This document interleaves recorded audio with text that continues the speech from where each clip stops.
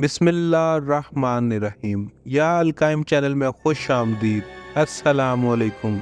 Shimmer इब्न दिलजोशन कौन था? Shimmer की मौत कैसे और कहाँ हुई थी? शिमर की मौत के बाद इसके जिस्म के साथ क्या क्या किया गया था? शिमर इब्न दिलजोशन। शिमर का असल नाम शर हबीब था। उसके बाप का नाम दिलजोशन था, जिसका तल्लुक बनी कलाब कबीले से था। हजरत गाजी अब्बास अलैहिस्सलाम की वालदा भी उसी कबीले से तल्लुक रखती थी। शुरू में शिमर हजरत इमाम अली अलैहिस्सलाम के सिपाहियों में से था और आपके हामियों में से एक था, और जंग सफीन में भी शिमर हजरत इमाम अली अलैहिस्सलाम की तरफ से लड़ा था। शिमर को बर्स की बीमारी थी, जिसकी वजह से उसके मुंह पर काले और सफेद धब्बे के निशान थे, और यही वो मलून था जिसके लिए हुजूर पाक हजरत मोहम्मद सल्लल्लाहु अलैहि वसल्लम ने फरमाया था कि काला सफेद कुत्ता मेरी औलाद का खून पिएगा। जब इमाम हुसैन अलैहिस्सलाम करबला पहुंचे तो उमर बिन साद ने इस तनाज़ा को अमन के साथ हल करने की कोशिश की, लेकिन शिमर ने उबैदुल्लाह बिन ज़ियाद को तशद्दुद के लिए उकसाया। 9 मुहर्रम 61 हिजरी को शिमर अपने 4000 फौज के लश्कर के साथ करबला पहुंच गया और साथ में उबैदुल्लाह इब्न ज़ियाद का धमकी भरा खत भी लेकर आया। जब उमर इब्न साद ने इस खत को देखा तो लिखा था, या तो हुसैन अलैहिस्सलाम को कत्ल कर दो या फिर ये पूरा चार्ज शिमर के हवाले कर दो। तो उमर बिन साद पूरी रात ये सोचता रहा और आखिरकार इस फैसले पर आ पहुंचा कि अगर इमाम हुसैन अलैहिस्सलाम के साथ जंग ना करूं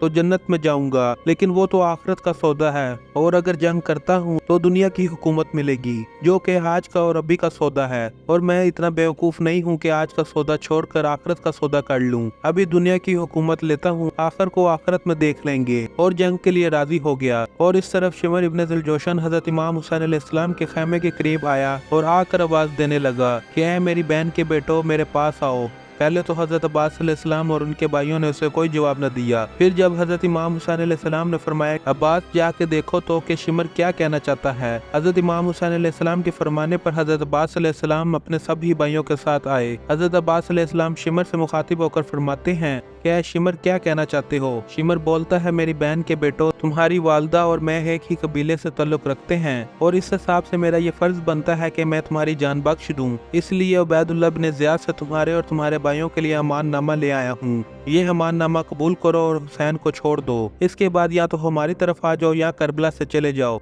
हजरत अब्बास अलैहिस्सलाम ने फरमाया, लानत हो तुम पर ऐ शिमर और इस अमान नामे पर। हमारे लिए ईमान नामे लेकर आए हो और फरजंदे रसूल सल्लल्लाहु अलैहि वसल्लम के लिए कोई ईमान नामा नहीं। हजरत अब्बास अलैहिस्सलाम और उनके भाइयों ने इस अमान नामे को ठुकरा दिया।